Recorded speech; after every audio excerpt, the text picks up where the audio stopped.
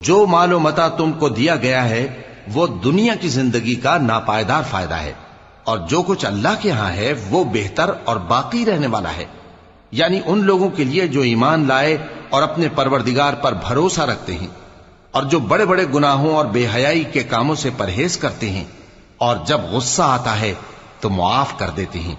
और जो अपने परवरदिगार का फरमान कबूल करते हैं और नमाज पढ़ते हैं और अपने काम आपस के मशवरे से करते हैं, और जो माल हमने उनको अता फरमाया है उसमें से खर्च करती हैं। और जो ऐसे हैं कि जब उन पर जुल्म ज्यादती हो तो मुनासिब तरीके से बदला भी लेती हैं, और बुराई का बदला तो उसी तरह की बुराई है, मगर जो दरगुजर करे और मामले को दुरुस्त कर दे